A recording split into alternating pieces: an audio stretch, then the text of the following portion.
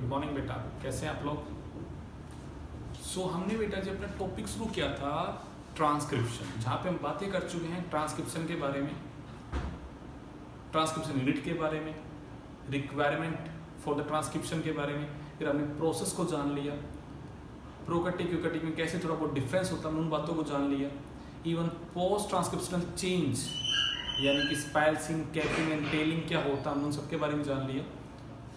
अब हम last topic पढ़ने वाले हैं आज आपका ट्रांसक्रिप्शन का। वो टॉपिक क्या है बेटा जी कि how we define a gene in the term of the DNA sequence. हम एक जीन को टर्म ऑफ डीएनए सीक्वेंस में कैसे डिफाइन कर सकते हैं। मैंने ऐसा क्यों बोला, जीन वर्ड आपने लास्ट चैप्टर जो पढ़ा था उसमें भी आपने बातें की थी जीन की, और वहां पे आपने क्या बातें की थी जीन की कि सर जीन जो होता है वो अपने आप को एक्सप्रेस करता है और वो एक्सप्रेस करके फंक्शनल प्रोटीन को बनाता है, और वो प्रोटीन आगे जाके एक पर्टिकुलर मेटाबॉलिक रिएक्शन को परफॉर्म कराती है, एक प्रोडक्ट को बनाती है, और वो प्रोडक्ट हमारे फिनोटाइप को अफेक्ट करता है। और अगर कोई जीन ऐसा काम करता है तो वो जीन डोमिनेंट है, और अगर कोई जीन अपने आप को एक्सप्रेस जब करता है उस टाइम को फंक्शनल प्रोटीन नहीं बना पाता है तो वो जीन रिसेसिव है। मतलब मैंने लास्ट चैप्टर में आपके साथ में जीन वर्ड को डिफाइन किया था विद ए एंजाइम कि if a gene is able to express and lead to formation of a functional enzyme then this gene is dominant. And अगर वो जीन ऐसा नहीं करता है तो जीन रिसेसिव। मतलब हम जीन की डेफिनेशन को कहीं ना कहीं लिंक कर रहे हैं यहाँ पे एक फंक्शनल एंजाइम के साथ, मतलब हम एक प्रोटीन के साथ उसे क्या करते हैं, लिंक करते हैं। सही बात आप कनेक्ट हो रहे होंगे कि यस सर, हमने लास्ट चैप्टर में हमें बार बार हम लोगों ने यही बातें की थी कि एक जीन है वो एक एंजाइम को बनाता है, एंजाइम एक मेटाबॉलिक रिएक्शन को परफॉर्म करता है, फिर एक प्रोडक्ट बनता है, प्रोडक्ट हमारे फिनोटाइप को अफेक्ट करता है, और अगर वो प्रोडक्ट फिनोटाइप में फुली अपने आप को एक्सप्रेस करता है तो वो डोमिनेंट, और अगर नहीं करता है तो वो रिसेसिव। इस तरह की बातें आपने कर ली थी। बट अब डीएनए के सीक्वेंस में एक जीन को हमें डिफाइन करना है। क्या वो डेफिनेशन जो आपने अभी तक पढ़ी है क्या वो सही थी या नहीं थी, उसका आंसर मिलेगा आपको।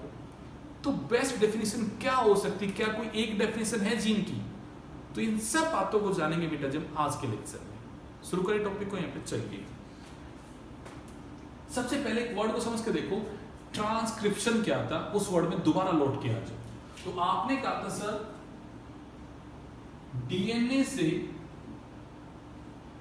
आरएनए बनने वाला प्रोसेस, मतलब आपने सिंपल सा कहा था during the transcription the genetic information of the DNA get copied into the form of the RNA। वो प्रोसेस क्या था यहाँ पे, ट्रांसक्रिप्शन था। आपने कहा था ये RNA जो है ये 3 प्रकार का है। एक आपने कहा mRNA, एक आपने कहा बेटा tRNA, एक आपने कहा बेटा जी यहाँ पे rRNA। आपने तीनों RNA के बारे में बातें कर ली। आपने कहा था tRNA जो होता है उसका नाम होता है ट्रांसफर आरएनए, सर इसका नाम होता है मैसेंजर आरएनए, और इसका नाम होता है राइबोसोमल आरएनए। आपने और अच्छी बात भी जान ली बेटा जी यहाँ पे कि सर इसका काम होता है कि इसके पास यहाँ पे कोडेड इंफॉर्मेशन होती है कोड्स की फॉर्म में, जो आगे जाके एक पॉलीपेप्टाइड चेन को बनाएगी। मतलब इसके पास इंफॉर्मेशन है अमीनो एसिड की सीक्वेंस की, कि भाई प्रोटीन को बनाने के लिए जो एसिड की सीक्वेंस होगी उसकी इंफॉर्मेशन किसके पास है बेटा जी, मैसेंजर आरएनए के पास है, और ये डीएनए से उस मैसेज को कहां लेके जाता है, राइबोसोम के पास लेके जाता है। बिल्कुल सही बात सर। इस वाले जनाब का काम था उन अमीनो एसिड को साइटोप्लाज्म से राइबोसोम के पास ट्रांसफर करता है। सही बात है। आपने कहा सर ये जो जनाब है उसके तो आपने 2 फंक्शन लिखवाए हैं कि ये स्ट्रक्चरल भी है तो साथ में कैटालिटिक भी। मतलब अमीनो एसिड के बीच में पेप्टाइड बॉन्ड भी कौन बनाता है, ये आरआरएनए बनाता है, और राइबोसोम को भी कौन बनाता है, आरआरएनए बनाता है। मतलब ये तो स्ट्रक्चरल भी है, राइबोसोम को बनाता है, और सर ये तो कैटालिटिक भी है बिकॉज़ ये एक एंजाइम की तरह भी काम करता है। सही बोल रहे हो, आपने सब बातें जो पढ़ी बिल्कुल ही सही पढ़ी है, कोई शक नहीं। बट एक बात बताइएगा, डीएनए की वो सीक्वेंस जो एमआरएनए बनाती है, जो एमआरएनए बनाती है, और ये एमआरएनए आगे जाके पॉलीपेप्टाइड चेन को बनाता है, और ये पॉलीपेप्टाइड चेन जो है बेटा जी ये यहां पे आगे जाके एक फंक्शन को परफॉर्म करती है। चलिएगा बट डीएनए के सीक्वेंस ऐसे भी तो है जो टीआरएनए बनाती है और वो आरआरएनए को बनाती है। क्या टीआरएनए कहीं आगे जाके प्रोटीन को बनाता है क्या? नहीं बनाता है। क्या ये आरएनए किसी प्रोटीन को बनाता है क्या? नहीं बनाता है, but they help in the protein synthesis.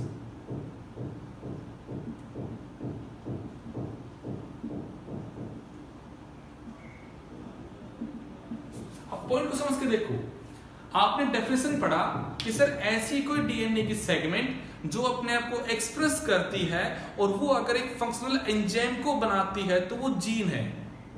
But what about the DNA sequence that form the tRNA? What about the DNA sequence that form the rRNA? कि ये इनको बनाने वाली सीक्वेंस जो है डीएनए की, इनको बनाने वाले डीएनए की जो सेगमेंट है बेटा, क्या वो कभी प्रोटीन को बनाती है क्या? क्या वो कभी किसी फंक्शनल एंजाइम को बनाती है क्या?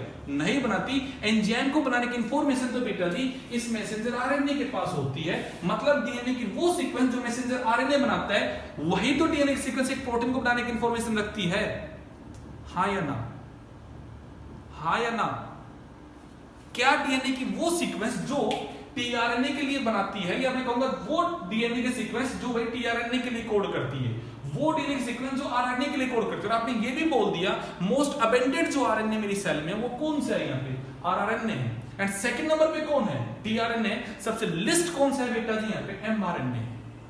मतलब मेरे डीएनए की वो सीक्वेंस जो एमआरएनए बनाती है, टीआरएनए बनाती है, क्या वो डीएनए की सीक्वेंस कभी एक्सप्रेस होती है क्या सेल में? क्या वो डीएनए सीक्वेंस कभी प्रोटीन की फॉर्म में मुझे एक्सप्रेस होते दिखाई देगी? नहीं दिखाई देगी। पहला पॉइंट समझिए। दूसरा पॉइंट बेटा जी, अब अगर उन सीक्वेंस का जीन नहीं मानोगे तो सोच के देखो बेटा जी, अगर ये दोनों ना होते तो क्या ये कभी उस प्रोटीन को बना पाता? तो क्या मैं जीन को इस वर्ड में डिफाइन करूं कि the DNA sequence that lead to formation of a polypeptide chain is known as gene? मतलब मैं डेफिनेशन लिख देता हूं आपके लिए बेटा जी। यहां पे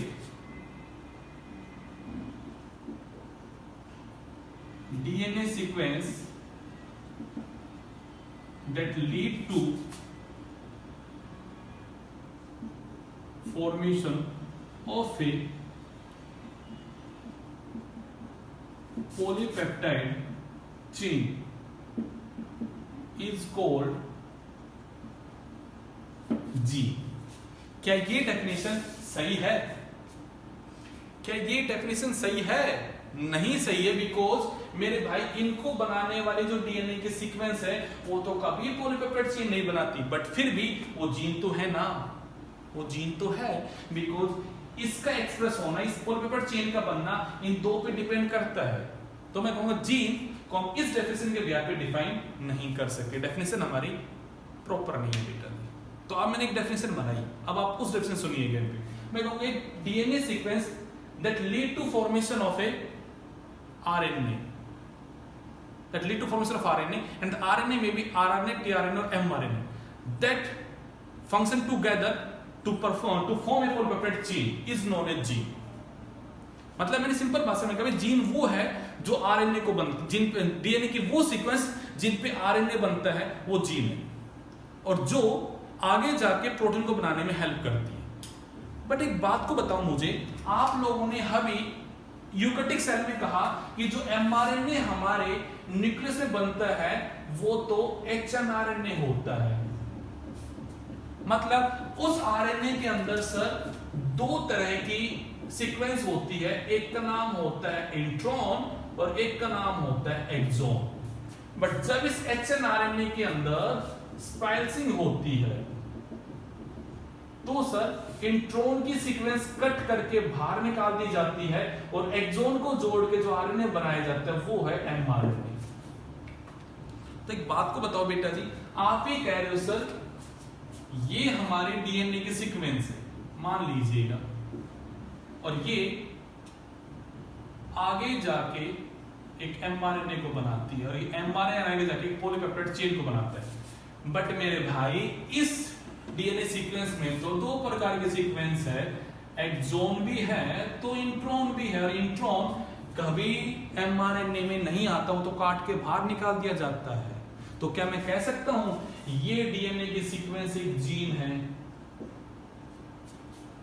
मैं बात आपके साथ ये कर रहा हूं in term of the DNA sequence. क्या कोई एक डेफिनेशन है जिसके बिहाफ पे मैं जीन को डिफाइन कर सकूं? और अच्छी बात को सोचो बेटा जी, यहां पे आपने कहा था सर जहां पे हमारा ट्रांसक्रिप्शन होता है उससे पहले जो प्रमोटर सीक्वेंस बैठी है, चलो मैं डायग्राम बना देता हूं, कंफ्यूज नहीं होना आपको बेटा जी।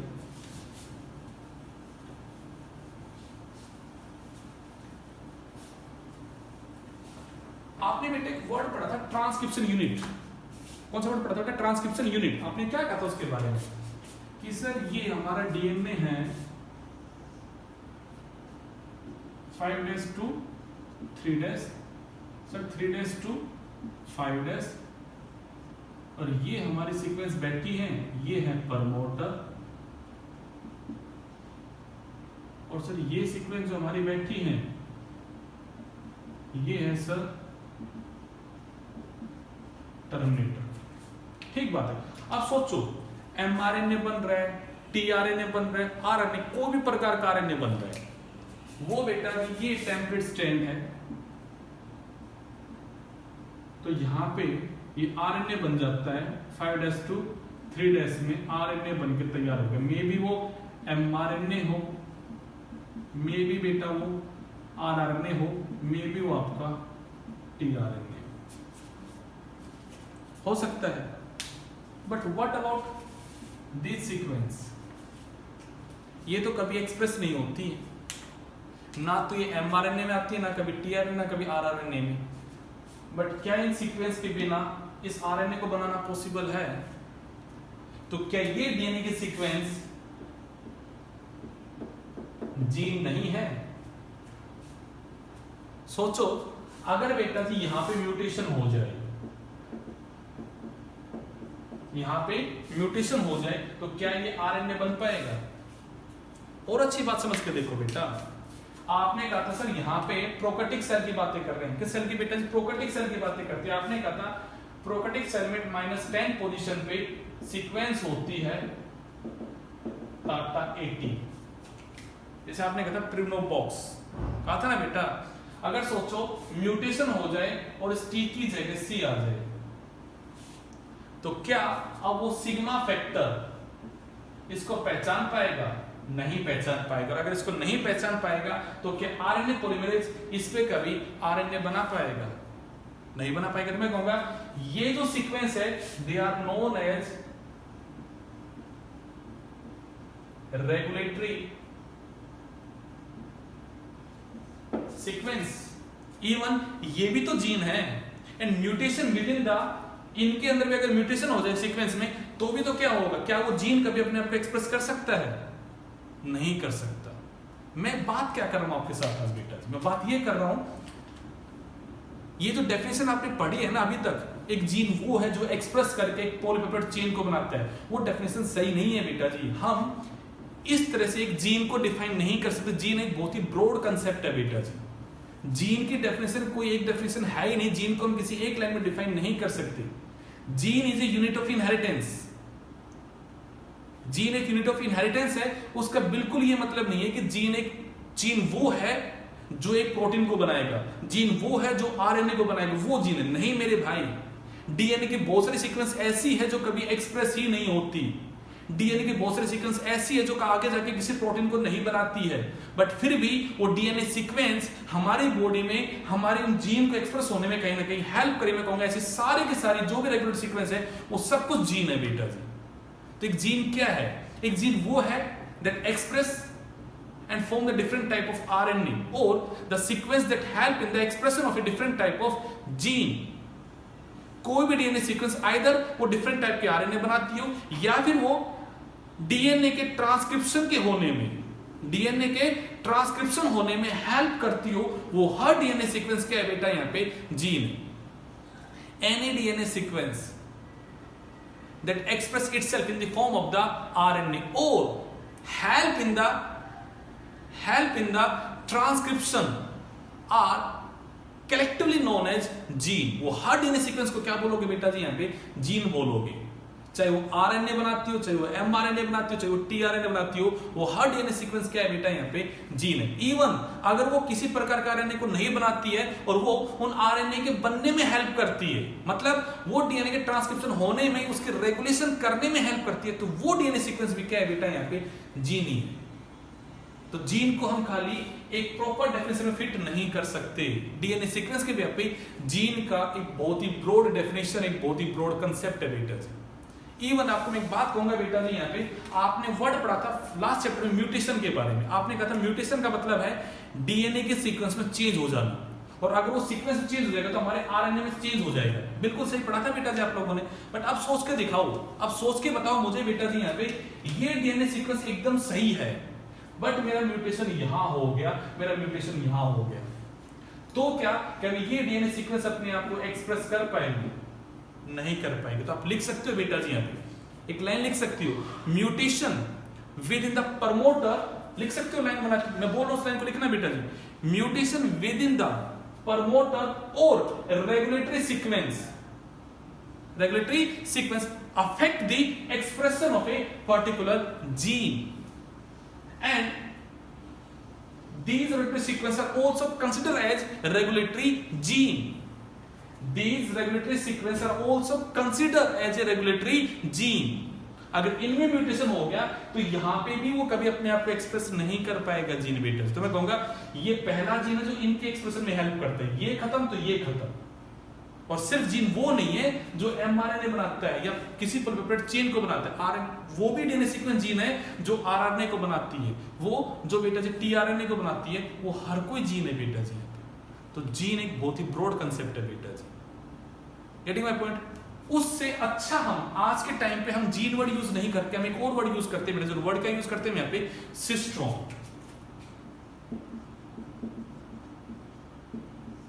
अब एक अच्छा वर्ड यूज करते हैं सिस्ट्रोन। सिस्ट्रोन क्या है बेटा, मैं कहूंगा यहाँ पे the DNA sequence that lead to formation of a polypeptide chain, the DNA sequence that lead to formation of a polypeptide chain is known as cistron. It is the best word जो आज के time पे use होता है instead of gene. Gene की जगह क्या use हो रहा है बेटा जी यहाँ पे, cistron is more accurate word, because gene तो वो भी है जो एमआरएनए बनाए, जीन तो वो भी है जो टीआरएनए बनाए, जीन तो वो भी है जो आरएनए बनाए, जीन तो वो भी है जो बेटा जी इन जीन के एक्सप्रेस होने में हेल्प कर रहा है। मतलब प्रमोटर सीक्वेंस, ट्रांसक्रिप्शन सीक्वेंस भी तो क्या है, जीन ही है भाई। तो हम जब प्रोटीन के बनने की बात करते हैं तो हम एक अच्छा वर्ड यूज करते हैं, कौन सा बेटा यहाँ पे, सिस्ट्रोन, जिसकी क्या डेफिनेशन बोली मैंने यहाँ पे, the DNA sequence that lead to formation of a polypeptide chain is known as cistron. Even इसमें भी गड़बड़ है बेटा जी, क्या गड़बड़ है, क्योंकि आपने यहाँ कह दिया सिस्ट्रोन में अगर हम देखें तो इंट्रोन भी आ जाता है, क्या आ जाता है वहां पे, तो एक्सोन भी आ जाता है। खाली एक्सोन वाली सीक्वेंस ऐसी है जो पॉलीपेप्टाइड चेन को बनाने का काम करता है, इंट्रोन तो वहां भी नहीं करता। मैं कहूंगा बिल्कुल बेटा जी वहां भी गड़बड़ है in the case of the eukaryotic cell. तो कोई ऐसी कोई डेफिनेशन नहीं बन रही जिससे हम उसे डिफाइन कर सके। तो आप सिंपली डेफिनेशन लिखना बेटा जी, gene is any DNA sequence that lead to formation of mRNA, tRNA, RNA, or that help in expression or that help in the formation of different type of RNA। वो हर DNA sequence क्या है बेटा यहाँ पे आपके gene, या तो वो इन तीनों तरह के आरएनए को बनाए या फिर इनके बनने में क्या करे, हेल्प करे। वो हर डीएनए सीक्वेंस क्या है बेटा यहाँ पे आपकी जीन। Getting my point. तो this is the definition of gene in the term of the DNA sequence. इसी के साथ बेटा जी आपका यहाँ पे ट्रांसक्रिप्शन का टॉपिक खत्म होता है। अब एक छोटी सी बातें और कर लेते हैं आपके साथ में। क्या बातें कर लेते हैं, अगर पेपर में आ जाए, कई बार आ जाता है बड़ा छोटा सा क्वेश्चन बेटा जो बच्चे वहां कंफ्यूज हो जाते हैं। 3 नंबर में आ जाए क्वेश्चन आपके लिए, how the transcription in the prokaryotic cell differ from the eukaryotic cell. कि भाई आपने ट्रांसक्रिप्शन पढ़ा है प्रोकैरियोटिक सेल में, ट्रांसक्रिप्शन अगर यूकैरियोटिक सेल की बात की जाए तो कैसे वो अलग अलग है, दोनों में डिफ्रेंशिएट करो। अब कैसे करोगे बेटा जी, तो आपने लिखा बेटा जी ट्रांसक्रिप्शन इन प्रोकैरियोटिक और ट्रांसक्रिप्शन इन यूकैरियोटिक, इनमें आपको डिफरेंस करना है। करो बेटा। सबसे पहले प्रोकैरियोटिक की साइट क्या है बेटा जी, कहां होता है प्रोकैरियोटिक में, तो क्या कहोगे बेटा जी यहाँ पे, in prokaryotic cell transcription occur in cytoplasm. और बेटा मैं एक एक लाइन लिख रहा हूं, पूरा अच्छे से लिखना बेटा जब नोटबुक में। तो मैंने बोला बेटा जी यहाँ पे in the prokaryotic cell transcription occur within the cytoplasm, in eukaryotic cell transcription occur in nucleus. ठीक है, अगला बेटा जी in the prokaryotic cell a single RNA polymerase, a single RNA polymerase lead to formation of all type of RNA, lead to formation of all type of RNA। इसमें क्या लिखो होती in the eukaryotic cell 3 RNA polymerase involved in the formation of different type of RNA। लिखवा है तो है बेटा RNA polymerase first, second and third, 3 प्रकार के RNA यूज होते हैं बेटा जी यहाँ पे यूकैरियोटिक सेल में, डिफरेंट टाइप के RNA को बनाने के लिए बेटा जी। अगले पॉइंट को समझो बेटा। In the prokaryotic cell splicing absent, in the eukaryotic cell splicing after the transcription take place। इसका होना क्या बहुत ही जरूरी है बेटा। अगला वर्ड बेटा जी यहाँ पे transcription and translation, transcription and translation can be coupled, can not be coupled. ये तो हमने स्पेशली क्वेश्चन बनाया था बेटा जी कि कपल्ड हो सकती है प्रोकैरियोटिक सेल में, वहां पे कपल्ड नहीं होते बेटा जी। मैं कहूंगा transcription in the prokaryotic cell is simple, और इसमें जब होता है बेटा कैसा प्रोसेस है वो आपका यहाँ पे कॉम्प्लेक्स है। अब आप फोकस सर कैसे कॉम्प्लेक्स है, तो और अच्छी बात बोलते हैं बेटा जी यहाँ पे। आपने कहा था इन द प्रोकैरियोटिक सेल में जो प्रमोटर रीजन होता है, जो प्रमोटर रीजन होता है उसे सिग्मा फैक्टर पहचानता है। कहा था यहाँ पे सिग्मा फैक्टर नहीं होता बेटा जी, यहाँ पे ट्रांसक्रिप्शन के फैक्टर होते हैं जो बहुत ही अलग अलग टाइप के होते हैं। तो आप एक बात लिख सकते हैं बेटा जी यहाँ पे in the prokaryotic cell sigma factor recognize the promoter region. यहां लिखो बेटा जी in the eukaryotic cell different transcription factor